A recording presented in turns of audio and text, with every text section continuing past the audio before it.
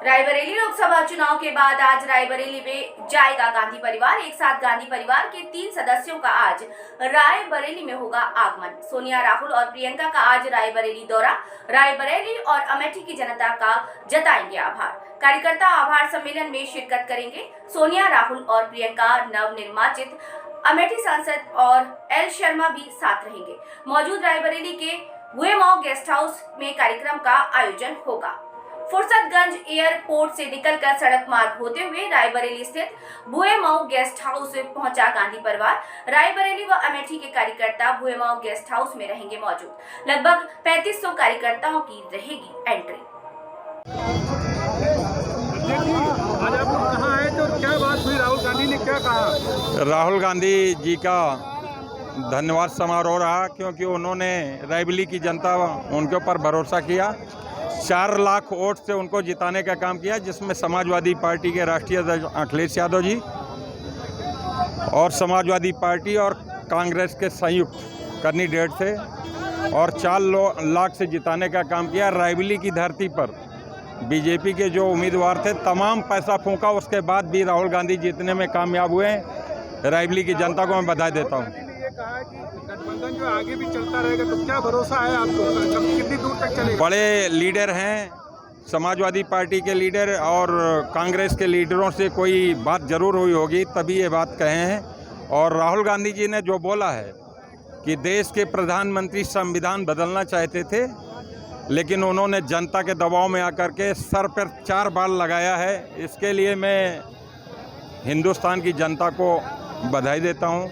Samajwadi party के लिए क्या अलग से कुछ बोला है प्रियंका गांधी ने या राहुल गांधी ने? दोनों लोगों ने समाजवादी पार्टी को, राष्ट्रीय अध्यक्ष जी को और कार्यकर्ताओं को और जिला अध्यक्ष जी को सबको धन्यवाद देने दिया है। गांधी ने कहा कि अगर बहन लड़ती तो प्रधानमंत्री जी 2-3 लाख से हार जाते। श्योर हार जाते, क्योंकि अजय राज जी ने उतने स्तर पर मैनेज नहीं कर पाए और देश का प्रधानमंत्री जो 5 लाख से जीतता था वो 1.5 लाख में आके सबमिट गया है, तो इसका मतलब श्योर जीत जाते। और दूसरी बात यह है कि गुजरात के लोगों के द्वारा वहाँ व्यापार कराया जा रहा, चाहे स्टीमर हो, चाहे बड़ी सड़कें बन रही हो, चाहे विकास हो रहा, सब गुजरात के लोग वहाँ ठेकेदारी कर रहे हैं, कोटेदारी कर रहे हैं, पट्टेदारी कर रहे हैं और बनारस के लोगों का कोई भला नहीं हुआ है। मैं कहना चाहता हूँ देश के प्रधानमंत्री से कि 80 करोड़, आप ये कह रहे हैं कि 80 करोड़ लोगों को मैं राशन दे रहा हूँ और आप ये बता रहे हैं कि 25 करोड़ मैंने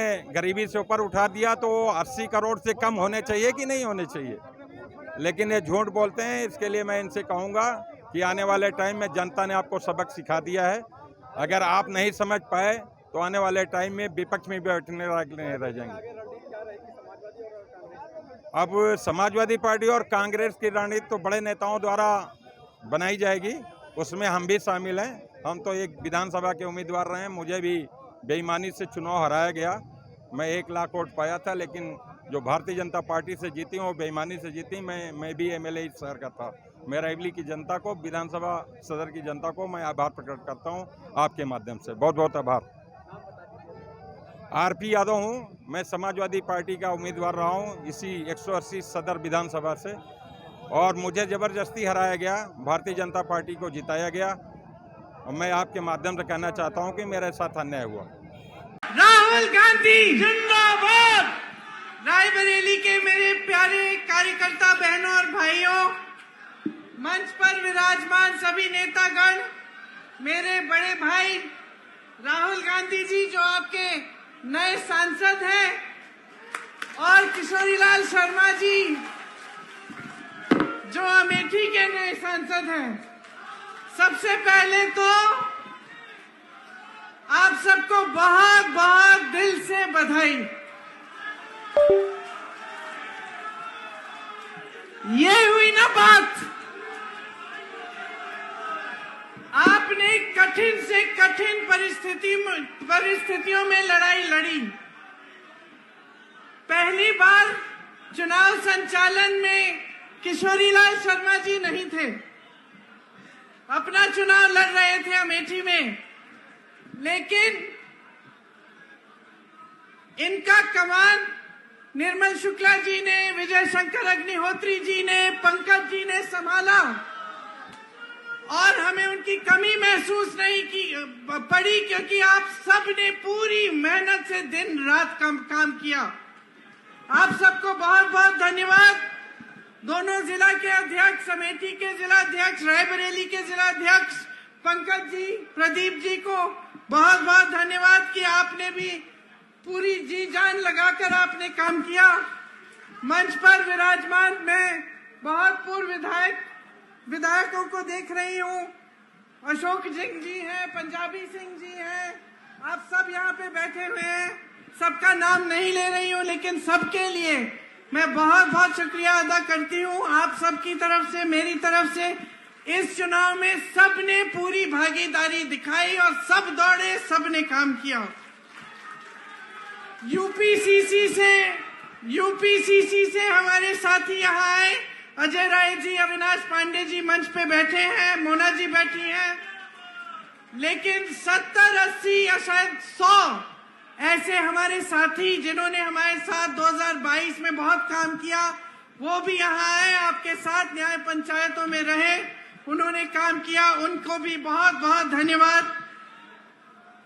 आखिर में, लेकिन कम नहीं, मेरे समाजवादी पार्टी के सभी साथी जो मंच पर विराजमान हैं और सभी कार्यकर्तागण जिन्होंने एकजुटता दिखाकर आपके साथ कंधे से कंधा मिलाकर ये चुनाव लड़ा, तो हमने एक सेना बनाई और इस सेना के तहत आपकी मजबूती से दोनों रायबरेली और अमेठी हम जीते।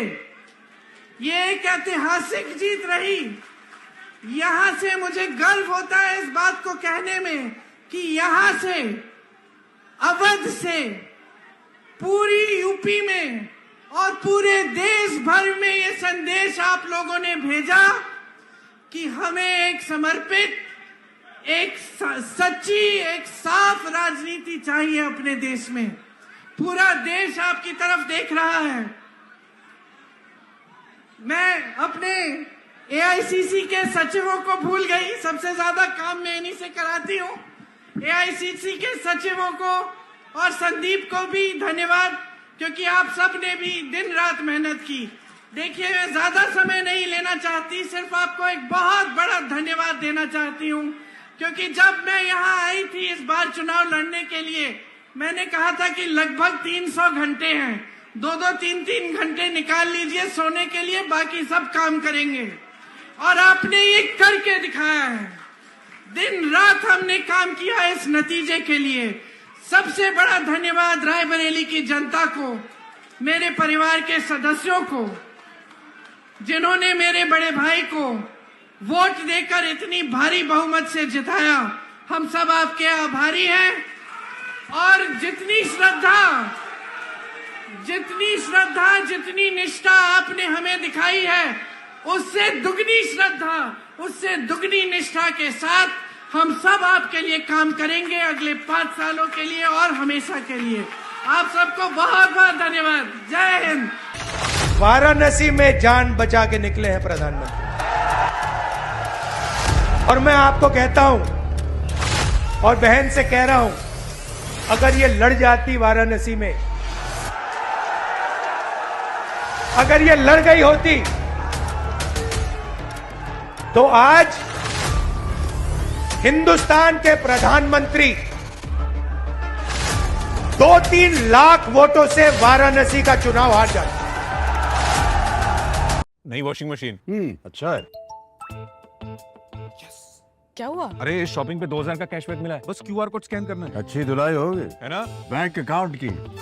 पैसे रिसीव करते समय क्यूआर कोड स्कैन, पिन या ओटीपी की जरूरत नहीं पड़ती, वो सिर्फ पेमेंट के लिए चाहिए होती है। इसलिए अनजान कोड या लिंक से सावधान रहिए और नुकसान से बचिए। बच गए धुलाई से। ये नई धुलाई। अब यह कहता है कि जानकार बनिए, सतर्क रहिए।